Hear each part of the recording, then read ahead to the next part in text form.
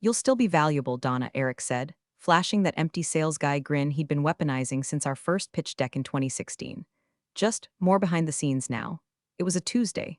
I remember that because I had just replaced the espresso pod in our god-awful break room Keurig, and the taste of burnt vanilla was still clinging to my tongue when he said it. The room was packed, half Paragon's board, two angel investors Skyping in from God knows where, and Eric standing like a game show host beside a slide titled, Strategic Realignment, Phase 3. I didn't know there'd been a Phase 2. Hell, I didn't even know there was a meeting. That slide should have just said, Operation Erase Donna, but make it look like innovation. We're streamlining our leadership roles, Eric continued, clicking through bullet points like they were facts and not career obituaries, moving toward a flat structure. Titles are a distraction. Effective immediately, Donna will transition from co-founder and partner to director of internal operations. That's when the smirks started. You know that look some men get when they think they're watching a woman finally learn her place? That tusk, we always knew she'd fold expression. I got 6 versions of it from across that glass conference table. Even one of the interns, Chase, who still thought pivot meant turning your laptop, shot me a pity glance. But here's the thing. I didn't fold, I nodded just once. No eye twitch, no lip quiver, not even a raised brow. Because when someone pulls the rug, you don't scream. You check what's under the floorboards, I smiled. Said understood in a tone they'd probably log as acceptance, not the data entry of rage it actually was. Oh, and while we're paused at this delightful betrayal checkpoint, if you're listening and enjoying this tale of corporate treachery, maybe take a second to hit that subscribe button. Like the story, even. It costs nothing and helps the team here survive the algorithm gods. Plus, 90% of y'all are lurkers. Just saying. Anyway, back to the public execution. Eric moved on to the next slide. It was a timeline of deliverables. Every milestone listed. Client onboarding systems, cross-channel rollout, the enterprise automation model, was built from the frameworks I designed over 8 years. He might as well have used my resume as clip art. Donna will now have more space to focus on documentation, Eric added, like he was doing me a damn favor. Like he hadn't just made me a ghost in the company I co-founded. When the meeting wrapped, people started pretending to look busy. You know, that awkward shuffling where no one wants to make eye contact with the recently demoted? Someone knocked over a water bottle. Chase coughed. Eric clapped me on the back. You're the backbone, Donna. We just need to give you room to support. Support, like a bra or a damn server rack. I walked out of that conference room and straight into the elevator alone. And somewhere between the 5th and 14th floor, the shock calcified into something colder. Not vengeance, not yet, but the quiet realization that Eric had just handed me a very sharp knife and assumed I'd be too polite to use it. I got to my desk, ignored the congrats on the new title, Slack messages, and pulled up our original incorporation documents. The ones Eric never bothered to learn because he was too busy naming himself Chief Vision Officer and shaking hands over steak. 12 clicks later, I found it. Paragon Strategies, LLC, filed under a holding company I created during our second year for tax flexibility, he said. A dusty little shell no one ever cleaned up. The name on that shell? Mine, stake, 51%. He thought he erased me, but I built the paper trail, and Eric just set it on fire in front of witnesses. The first time I saw the investor deck, it wasn't in a strategy meeting. It was on a monitor in the hallway, looping silently as part of our welcome experience for the client walkthrough. There it was, Paragon Strategies, Scalable Growth for Enterprise Systems, and beneath it in italics a quote, "We don't just build strategy, we own it." Eric Halston, co-founder. I stood there holding my coffee like it might shatter in my hand. Slide after slide was my work, my diagrams, my segmentation ladders, my cross-platform orchestration map, except now it was dressed up in Eric's jargon and delivered like it had been channeled from Mount Sinai. The only mention of me? Special thanks to internal support, not even a name. That week my Slack access quietly downgraded. First I lost access to the pitch channel, then the CRM export folder. Finally I got an email from HR. Hi Donna, per the leadership restructure, your bandwidth is best allocated toward documentation efforts. Please prioritize internal process outlines for legacy systems. Let us know if you need clarification. Clarification? Sure, just one question. How do you spell betrayal in corporate? Turns out it's written in the margins of agendas you're no longer invited to. While Eric paraded around with our new enterprise client, some Silicon Valley supply chain leviathan with a penchant for branded water bottles, I stayed behind focusing on documentation. And I documented every single system I ever built, but not for Eric, for myself. I pulled out old source templates, version diagrams, the original white paper we drafted in my apartment back when Paragon was just 2 laptops and a busted Wi-Fi router. I wasn't preserving history, I was building a legal wall. One night, around 2:40 a.m., deep in an insomnia spiral, I reopened the incorporation files again. That Dormant LLC I had found, I dug deeper. It was still active, still legally tied to Paragon's original IP filing, still under my name. Eric never bothered to change it after the series of paperwork. Probably didn't even remember it existed. The thing about men like Eric, they love optics, titles, splashy one-pagers. They don't read the boilerplate. They don't check the ownership logs, but I do. And while he was busy putting my work into decks with animated bullet points and animated GIFs, I was cross-referencing our IP filings with our internal systems index. The framework he was peddling to our $20M client wasn't just inspired by me, it was me. Copyrighted under Paragon's name. And Paragon's ownership still ran through me. Every time he opened his mouth in those pitch meetings, every time he showed off my automation cascade, he wasn't just lying, he was walking into a clause, so I called in sick. Not really, I was very much working. But I needed the optics of distance. Eric thought I was licking my wounds. In reality, I was talking to a lawyer over a signal call, whispering clause numbers into my AirPods while pretending to eat soup. That's when I realized how much Eric had underestimated me.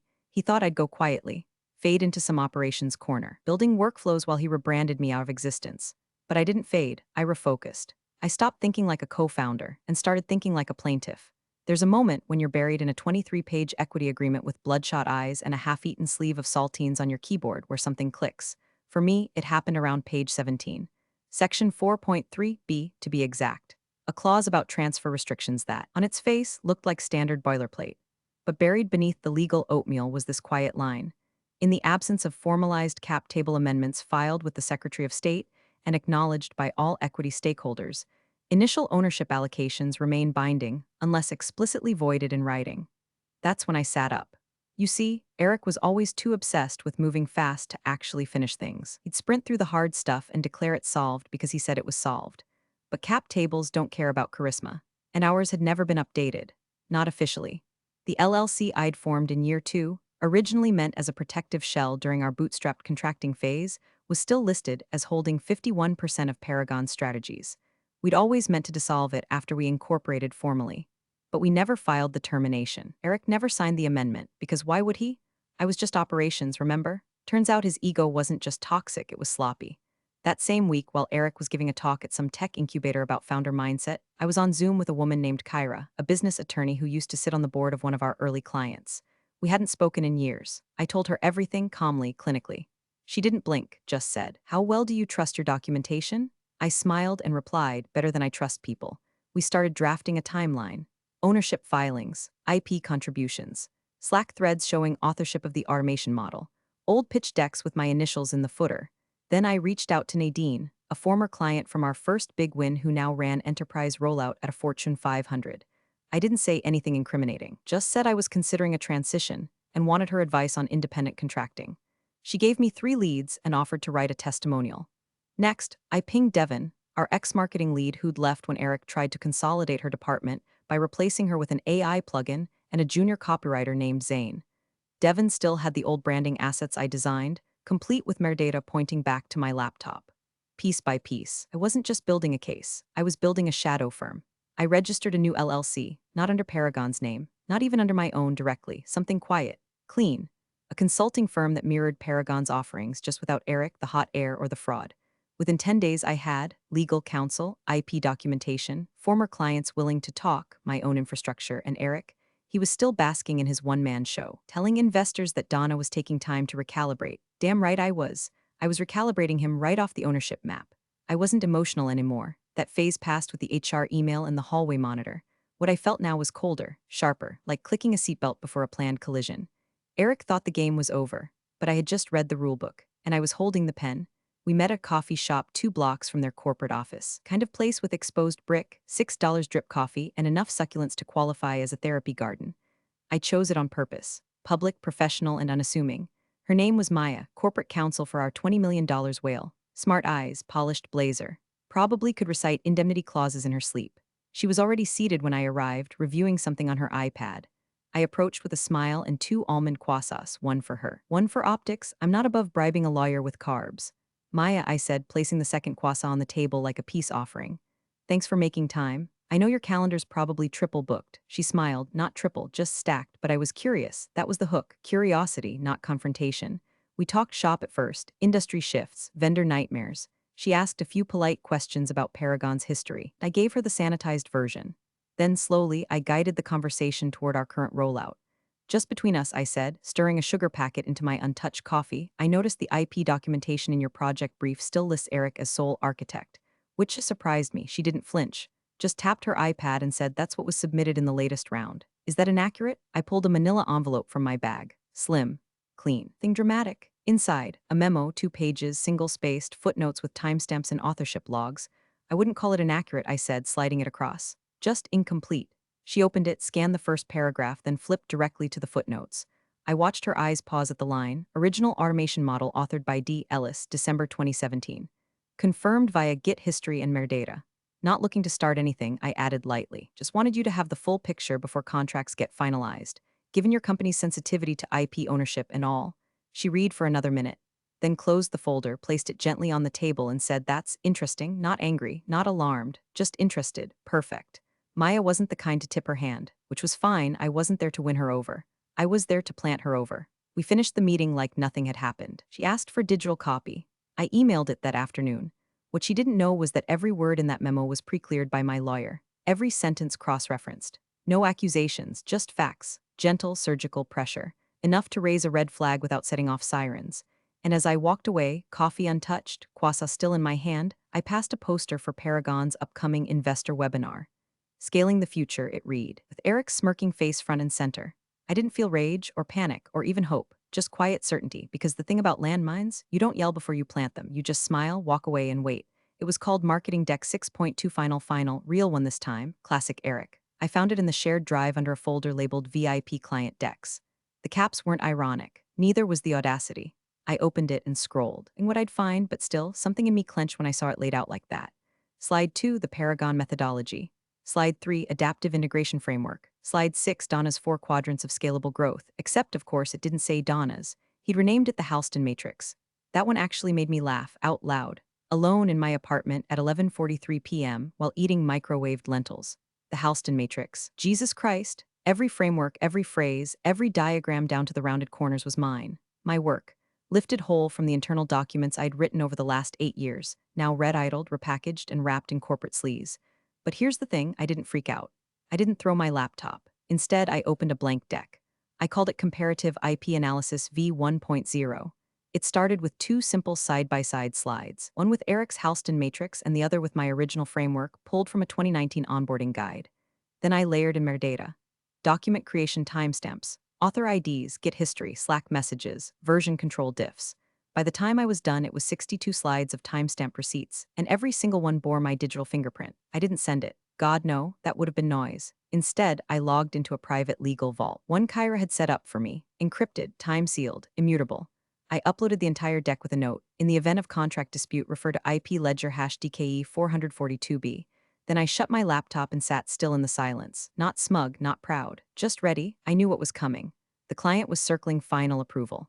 Eric was planning his investor call like it was the Super Bowl. He'd even hired a video team. There were rumors of a champagne toast, a client walkthrough, some staged footage of team collaboration featuring the junior staff Eric liked to call the Brain Trust. I wasn't invited to any of it, but I didn't need to be. Because while Eric played peacock in front of the ring light, I'd built the trap beneath the stage, and the rope was already looped. He just hadn't felt it tighten yet. The prep call was scheduled for 4:00 p.m. sharp, an investor-client alignment session, supposedly to showcase strategic unity ahead of the contract signing. Translation: Eric wanted a stage to gloat before the ink dried. I knew what this was going to be. One more chance for him to posture while I was paraded as a loyal relic of the past. A smile, a nod, and maybe, a single question thrown my way if it related to something dull like onboarding workflows. I joined the Zoom 2 minutes early. My camera off, my mic muted. I listened. Eric was already holding court, and that's why Paragon is uniquely positioned. This isn't just about systems, it's about vision. We don't just solve problems, we preempt them. There was polite laughter, some nodding faces in the Brady Bunch grid, a few blinking camera lights, then he saw me pop in. Ah, Donna, he said with mock cheer. Glad you could join. Everyone, this is Donna Ellis, our internal operations lead and, well, the glue that holds it all together.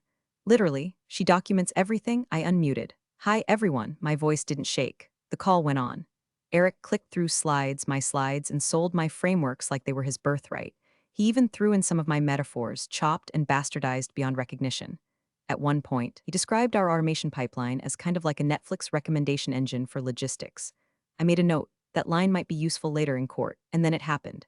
A junior investor asked me directly, Donna, how do you see this model evolving over time? Before I could answer, Eric laughed. Oh, Donna doesn't do future recasting. She's more back-end. Process. You know, receipts and runbooks. Let's not act like we're partners or anything. He said it with a wink, a wink. Everyone laughed. It was the kind of laughter that says, we're not laughing with you, we're laughing because we don't want to be the one not laughing. I smiled, genuinely, for the first time in weeks. You're right, I said, my voice steady, my camera still off. We're not partners. Then I clicked leave meeting. No dramatic speech, no final words, just the truth, clean and sharp. Within the hour, I logged into the Secretary of State's filing system and submitted a formal trigger on the Dormant LLC's control clause.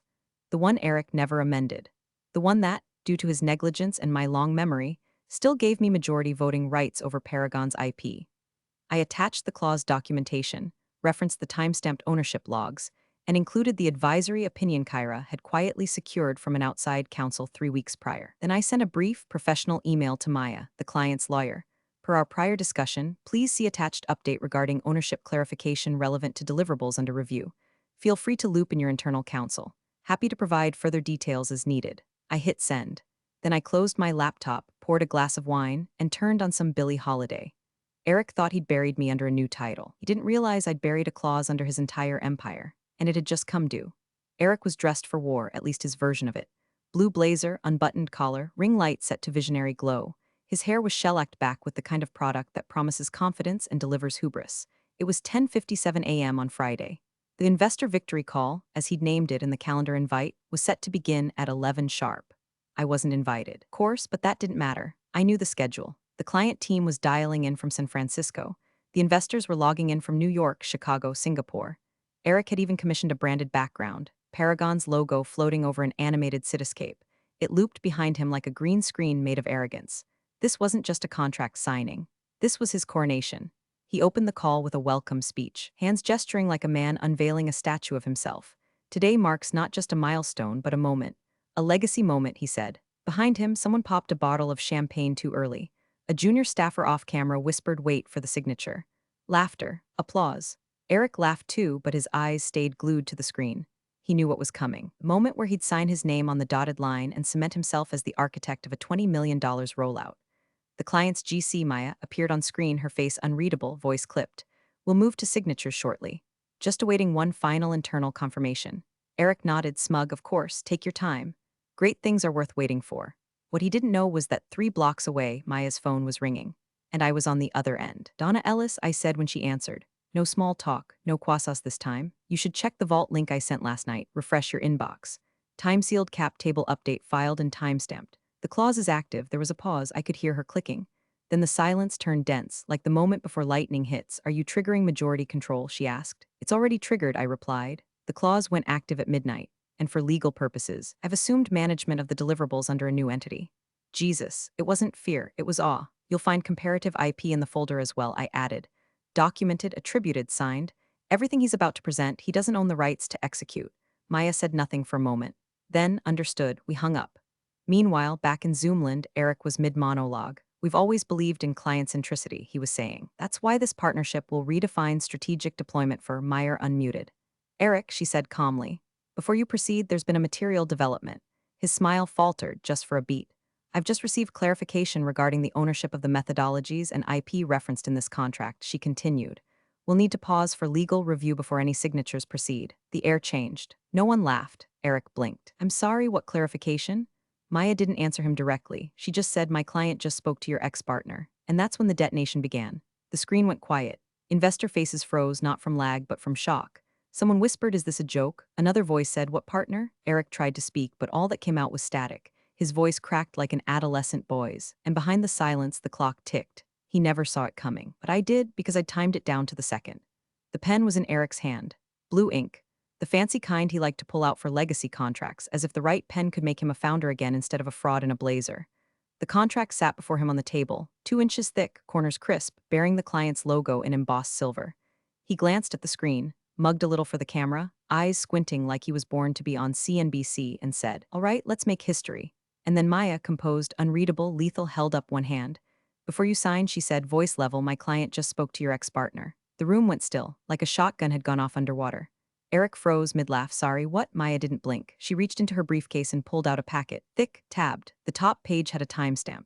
The second bore the state seal. The third was the ownership ledger. She slid it forward. This, she said, is an official filing update from the Secretary of State's office, timestamped 12:01 a.m. today.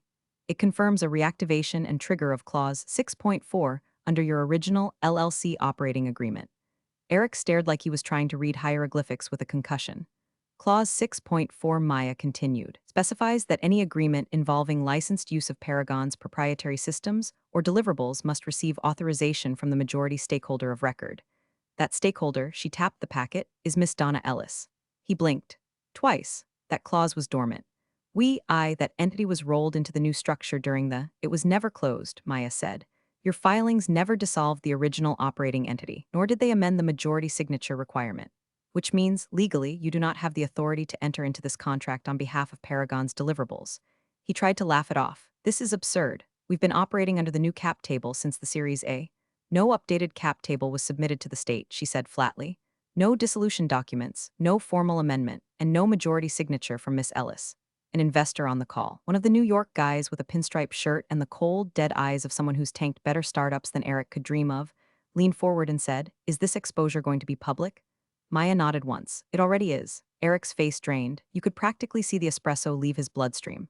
"Donna doesn't have the infrastructure," he blurted, voice rising. She's internal. She doesn't execute. I built these decks. I made the pitch." "No," Maya said calmly. "You presented someone else's work without consent, using an invalid cap table and a suspended authorization chain. This isn't a partnership breach. It's a deliverables breach." He turned to his assistant, off camera. "Where's the comms team? Get legal on the line now." But it was too late. One investor muted his mic and turned off his camera without a word. Another stood up and left frame entirely. Eric looked back at Maya. "You're telling me this deal's off because Donna Ellis filed a form?" She looked at him and said, "I'm telling you the deal never belonged to you in the first place." He opened his mouth, and nothing came out. The doors to the conference room opened exactly 17 minutes after Maya dropped the packet. Not a second too soon, not a second too late. Eric was still frozen at the head of the table, pen in hand like someone had taken a photo and forgot to unpause it. He hadn't signed. Couldn't sign? Not anymore. I walked in. No blazer. No statement jewelry. Just a black dress, low heels, and the quiet kind of confidence that doesn't need volume to take up space. Every head turned. A few jaws, too. One investor mouthed, "Is that Donna?" Maya stood and gestured toward me like she'd been expecting this entrance all morning, which of course she had. "I'd like to introduce Donna Ellis," she said. "She'll be co-leading the rollout via D. Ellis Strategy Group, our updated contract vehicle. Ownership verified. IP transfer documented. Execution rights intact." There was a beat of silence long enough to hear the tension crack like a plastic fork. Eric finally moved. "What the hell is this?" Maya replied before I had to. "This is a restructuring of engagement, at the client's request. But I built this deal." I turned to him. First time we'd locked eyes in weeks. He looked smaller somehow, like someone had deflated the fantasy he built out of mirrors and slide decks.